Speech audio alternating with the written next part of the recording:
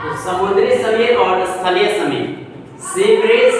Land bridge, ये दोनों में अंतर क्या है? तो जब दिन में सूर्य का रोशनी निकलता है तो स्थल पे भी पड़ता है, देखिए ये जमीन है, जमीन वाला भाग, और एक पानी वाला भाग, समुद्र पे भी पड़ता है और स्थल पे भी पड़ता है, जल और स्थल दोनों पे पड़ता है। लेकिन क्या होता है कि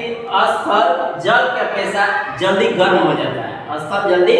गर्म हो जाता है। तो जैसे ही स्थल गर्म हो जाता है तो यहाँ की जो जितने भी हवाएं हैं वो भी गर्म हो जाती है और गर्म होकर ऊपर की तरफ उठने लगती है, ऊपर की तरफ उठने लगती है। तो जो यहाँ का स्थान वो क्या हो जाता है, खाली हो जाता है। तो यहाँ का स्थान खाली हो गया, लेकिन इस स्थान को भरने के लिए, इस जगह को भरने के लिए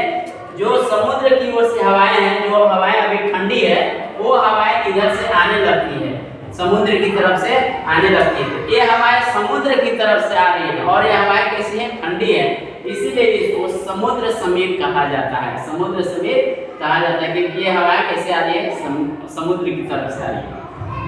और धीरे धीरे यह प्रक्रम चलते रहता है और रात आते आते रात में क्या हो जाता है कि जल जो हो जाता है पूरा गर्म हो जाता है और जो हमारा जो स्थल है वो क्या हो जाता है, ठंडा हो जाता है, स्थल हमारा ठंडा हो जाता है। तो जब जल गर्म हो जाता है तो गर्म जल के ऊपर जितना भी हवाएं हैं वे सब ऊपर उठकर जाने लगती है और क्या होता है कि इधर से जब स्थल ठंडा है तो हम क्या होती है कि ये ठंडी हवाएं क्या काम करेगी,